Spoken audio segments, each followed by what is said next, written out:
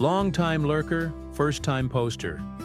This thing has appeared on my kitchen floor this morning. It's not moving, but I am a tad scared as to what it could be. Google image search hasn't helped. Please could any of you wonderfully dull people help a gal out? And no, I'm not touching it. F54, shoe size 3, 5 feet tall. A very embarrassed late edit. And yes, I feel like an idiot. It turns out that the thing I was so terrified of in my sleep-deprived, menopausal pre-first morning cup of tea state was actually, yes, a toy rubber snake. One of my hubby's friends had stuck this monster to the kitchen wall about 18 years ago. My hubby had lived here pretty much alone for 15 years before I moved in. Yes, I knew it was there, but it went unnoticed, until it fell off the wall whilst I was sleeping. You have absolutely no idea of the terror I went through until hubby laughingly informed me of what it was.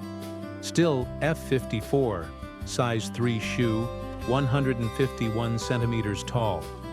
I was in my hometown for a weekend celebrating the 250th anniversary of its incorporation. At one of the events, they showed a newly restored movie from the 150th festivities. In the movie, there was a house that they had been unable to identify and asked for help doing so. I tell you, brothers and sisters, it was the moment all dullsters dream of. Pausing only long enough to peel off my shirt to reveal the capital D on my unitard, I stood up and exclaimed, "I know where that house is. I grew up in that house." I'd like to say it greeted with thunderous applause, but it wasn't. US 57, 9.5. Not sure bananas were readily available in 1925. After being with my wife for 17 years, married for 12 plus, I just now learned that she is a crazy person. She wads, scrunches her toilet paper before wiping. She thinks I'm the weird one for folding mine, which is the only correct way, for many obvious reasons, such as 1. Efficiency. You can wipe, then fold, and wipe again. And sometimes even wipe a third time, with the same TP. 2. Coverage. If you have all 4 fingers behind the TP when you wipe, you have less of a chance of contaminating your hand. 3. Consistency.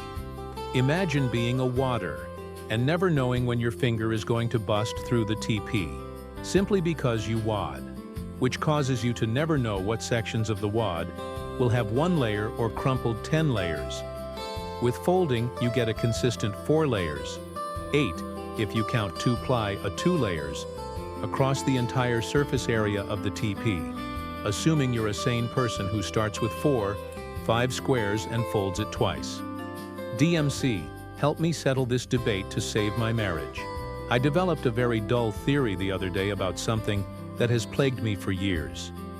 I grew up in a home and a time where analog clocks were more common than digital. My parents thought it was very important that we learn to tell time on a clock face. We almost always rounded the time to the nearest 10 or quarter hour, as one does. So when I look at a digital clock and see 8:12, in my head, I round to 8:15. This inaccuracy drives my children, 13 and 14, crazy. They'll ask me the time. I say that it's 8:15, and they go, "Is it really?" And then they'll get up to check the clock and say, "No, it's 8:12, Mom." This has been going on for as long as my children have cared about time. I've never understood why they can't just relax and realize that 8:12 and 8:15 are the same thing. It occurred to me just the other day that they have been surrounded by digital clocks nearly all their time-telling lives, and so a clock face with hands is not how they visualize time in their heads.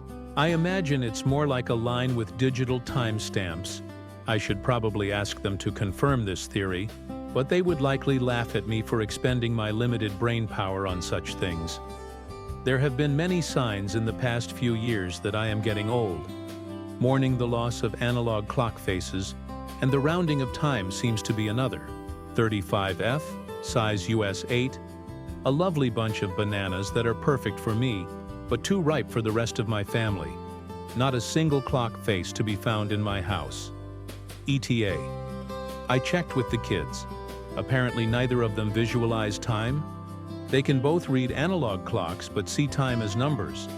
I asked what they see if I tell them it's 8:15, and we need to leave at 8:30, and they said they just have a vague idea of what 15 minutes feels like, which would explain why they were never ready to leave no matter how much warning I give them.